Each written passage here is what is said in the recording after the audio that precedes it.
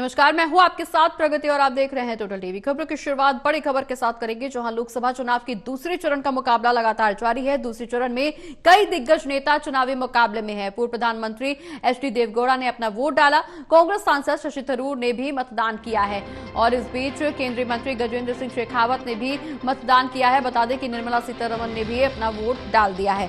तो बड़ी खबर, जहां पूर्व प्रधानमंत्री एचडी देवगौड़ा ने अपना वोट डाल दिया है। बता दें कि कांग्रेस सांसद शशि थरूर ने भी मतदान कर दिया है। इसके अलावा निर्मला सीतारमण भी वोट डालने पहुंची थी। केंद्रीय मंत्री गजेंद्र सिंह शेखावत ने भी मतदान किया है।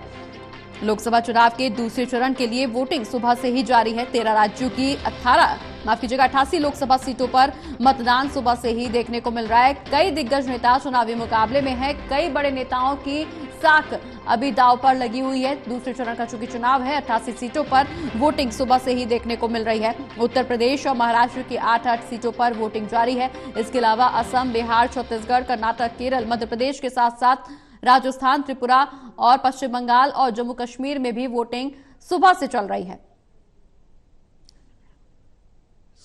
To get the message out as widely as possible, and I have travelled to every nook and cranny of the constituency, not only over the last 15 years, but also in the course of this campaign.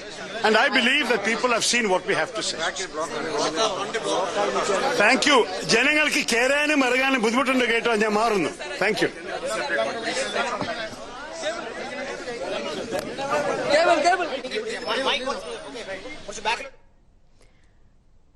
तो शशि थरूर को सुन रहे थे आप, जहां उन्होंने साफ तौर पर कहा कि वो अपना वोट डालने पहुंचे थे। हालांकि 3 बार की हैट्रिक के बाद चौथी बार चुनावी मुकाबले में है। देखना यह होगा कि इस बार जनता का फैसला क्या होगा। दूसरा चरण का चुनाव सुबह से ही चल रहा है। दूसरे चरण की वोटिंग की बात करें तो यहां पर 88 सीटों पर सुबह से ही वोट डाले जा रहे हैं। बिहार में अभी तक 9.65% मतदान हो चुका है, जबकि छत्तीसगढ़ में 15.42% मतदान हो चुका है। जम्मू कश्मीर में 10.39% मतदान, कर्नाटक में 9.21% मतदान किया जा चुका है। केरल की बात करें तो 11.90% मतदान अभी तक हो चुका है। मध्य प्रदेश में 13 कुछ फीसदी वोट डाले जा चुके हैं।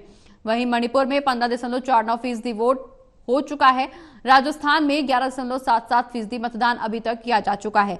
बता दें कि कर्नाटक की 14 सीटों पर, जबकि राजस्थान की 13 सीटों पर सुबह से ही वोटिंग देखने को मिल रही है। मध्य प्रदेश की 6, असम की 5, पश्चिम बंगाल और छत्तीसगढ़ की 3 सीटों पर सुबह से ही वोटिंग जारी है। जम्मू कश्मीर की 1 सीट पर, लक्षद्वीप की 1 सीट पर, पुडुचेरी की 1 सीट पर मतदान होने हैं। मतदान लगातार सुबह से ही देखने को मिल रहे हैं। केंद्र सरकार के 6 मंत्री भी चुनावी मैदान में हैं। कई बड़े दिग्गज नेताओं की साख इस दौरान दांव पर लगी हुई है। देखना यह होगा कि जब चुनावी नतीजे सामने आएंगे तो क्या कुछ स्थिति होती है। लेकिन इस बीच वोटर्स काफी सक्रिय नजर आ रहे हैं। विकास के मुद्दे को लेकर के जनता वोट करने पहुंच रही है। कितना विकास हुआ है, इस पर खुलकर बातचीत करते हुए जनता भी नजर आ रही है। That everyone should come out of their homes and cast their vote. Yes, it can be a hot day for Bengaluru, but it is worth coming out. Choose your time, come, please come, do vote. India needs every vote. I think they want continuity, they want stability, people want India to progress, and they've seen last 10 years. Last 10 years is performance of this government is definitely in the minds of the people, and therefore I think that will be the one with which they've come to the booth. You can see the enthusiasm. Senior citizens in particular, I'm very grateful, have just come out of their homes and they are in long queues. They are not grudging. They are not saying, oh, it's taking too long. They are there. And some of them, I know the Election Commission, in fact, I'm grateful to the Election Commission. Election Commission has made a provision that they can vote from home. But despite that, inclusive of my parents, despite that, many senior citizens have chosen to come and be here, feel the pulse and cast their vote. I welcome that. I was also very happy to see a lot of one-time voters, the first-time voters, first-time voters who were here. I stood with them, had some pictures clicked. The enthusiasm among the senior citizens and enthusiasm among the young, the first-time voters is very encouraging. No, I would want Bengaluru South also to set a record in terms of being good citizens, and I'm sure they're very good citizens and they would come this time out to vote. बहुत जरूरी है, vote तो हमारा हक है। सरकार चुनने वाले भी हम लोग ही हैं, बट हम चाहते हैं कि इस बार बदलाव होना चाहिए। बहुत अच्छा लग रहा है, सब लोग बड़े उत्साह लोगों में वोट देने के लिए मतदाताओं से अपील करता हूं, अधिकतर भी मतदान के लिए निकले, लोकतंत्र में सक्रिय भागीदारी निभाए। मतदाता प्रधानमंत्री नरेंद्र मोदी को प्रधानमंत्री बनाना चाहता है। देश के अंदर, प्रदेश के अंदर कोटा बूंदी संसदीय क्षेत्र में उत्साह है। निश्चित रूप से 47 का विजन नहीं दिखाया जाए, उसके लिए प्लान योजना बनाई जा रही है और पहली प्रधानमंत्री होंगे जिन्होंने 247 तक के प्लान की योजना बना चुके हैं। देखिए, विकास के लिए कोई कमी नहीं है।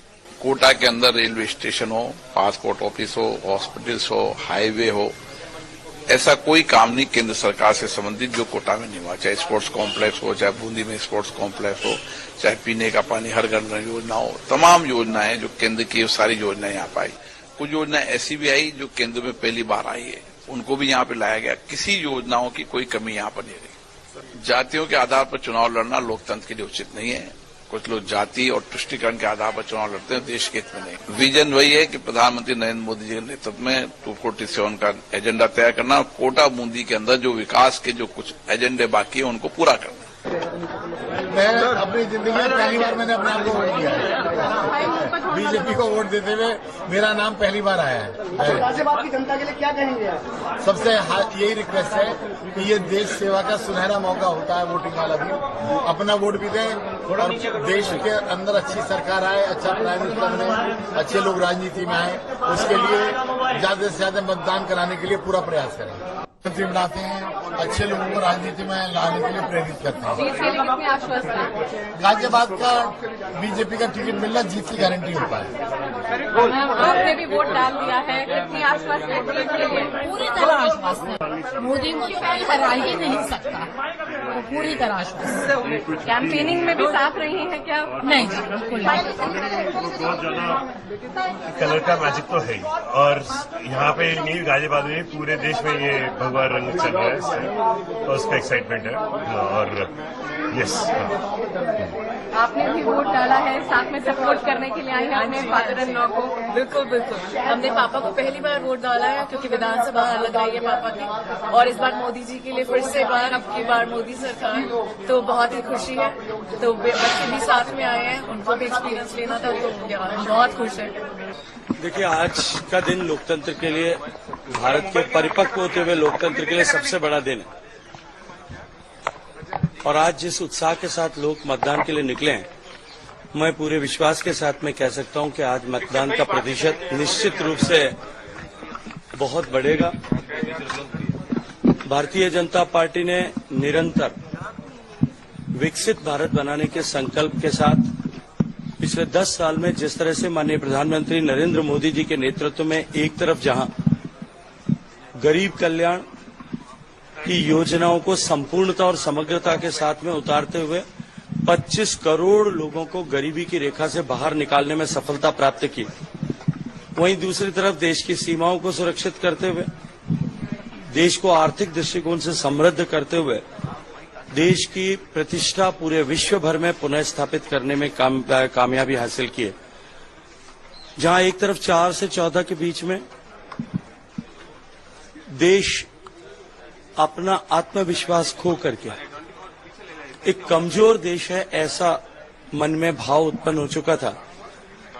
पिछले 10 साल में देश के विश्वास और आत्मविश्वास को बढ़ाते हुए हम विकसित हो सकते हैं, इसको लेकर 140 करोड़ लोगों को साथ लेकर के हम कदम ताल कर रहे हैं।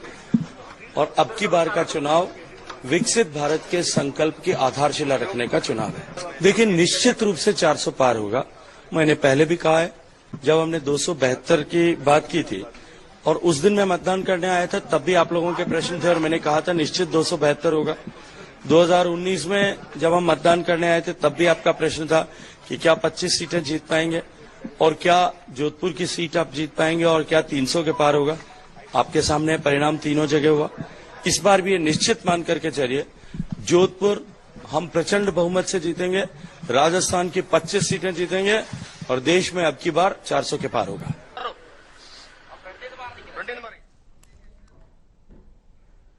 तो दूसरे चरण की वोटिंग लगातार जारी है। सुबह से ही मतदान करने पहुंच रहे हैं मतदान केंद्रों पर अलग अलग जगहों से तमाम दिग्गजों को हमने सुना। लगातार प्रतिक्रियाएं भी सामने आ रही हैं। निर्मला सीतारमण, गजेंद्र सिंह शेखावत भी वोट डालने पहुंचे हैं और इस दौरान 88 सीटों पर चुनावी मैदान में वोटिंग लगातार जारी है। कई दिग्गजों की साख दांव पर लगी हुई